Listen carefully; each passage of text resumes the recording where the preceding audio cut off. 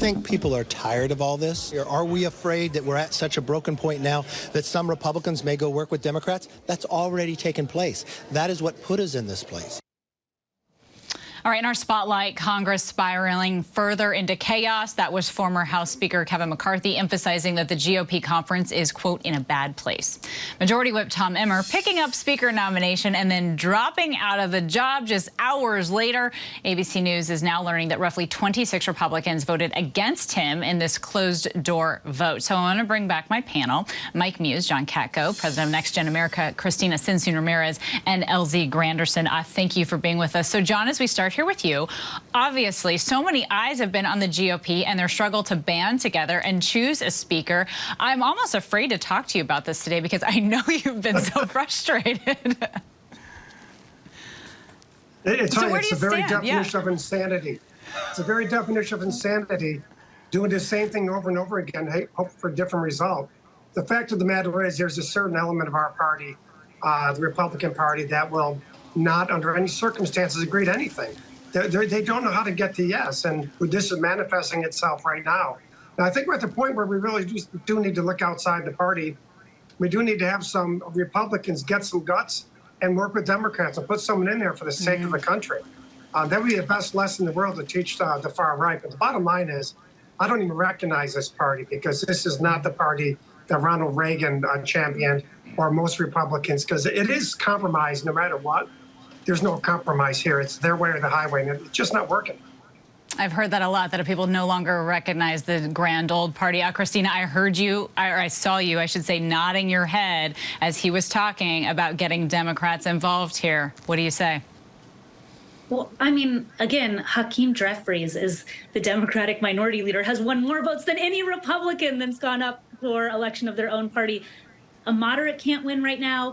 A ultra-conservative can't win. They can't decide who they want to be in charge. And there is an element we have to remember of the Republican Party, the hardcore extremists, that really have no interest in governing. So if we need to lead our country, Democrats and Republicans are going to have to come together. Moderate Republicans are going to decide that they have more interest in governing than in infighting, because they are not going to get it together. That's very clear. I don't know how many more votes they need to prove that to themselves.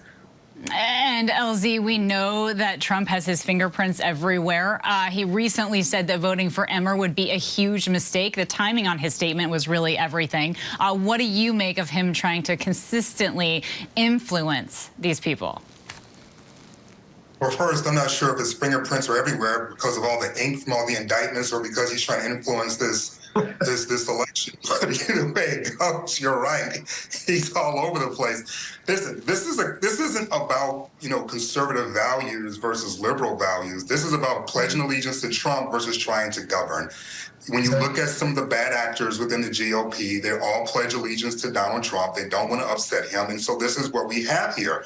The question that I have is, how much longer are the quote-unquote sensible Republicans going to continue to play this game as opposed to just join the Democrats, get a House Speaker because, oh, by the way, the world is on fire and the government may shut down soon. Like, there's real work that needs to be done, and we can't continue to allow the former president to influence the current Congress to the point in which it can't get anything done, particularly at a time like this.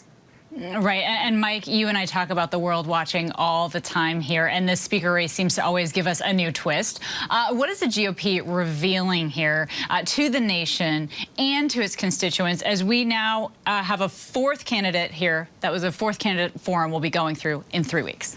Yes, what they're signaling is just their inability to govern. And what they are causing the world to watch is the instability of American democracy, for us to be that shining beacon on the hill that President Biden referenced in his Oval Office speech, into what Ronald Reagan has always claimed that to be for America. I think at the point now where the moderate wing of the Republican Party is going to need to have a caucus amongst themselves, nominate one individual, then that individual, whoever works well with Minority Leader Hakeem Jeffries, needs to then go to a meeting with him and to figure out, of that one that they select, how can the Democrats get behind that individual in order to have some type of shared agreement? Because it's going to come down to trust, which is why it's important that they connect with Hakeem Jeffries, because that's been the issue with the Democrats. They had no trust in Kevin McCarthy. They hadn't have any trust with Scalise. They didn't have trust with Jim Jordan. So they need to figure out who can the Democrats trust in order to work together, in order to bring the American government into functioning and to governance, in order to help stabilize the instability that we see happening every day amongst the globe. John, do you think Mike's idea would work?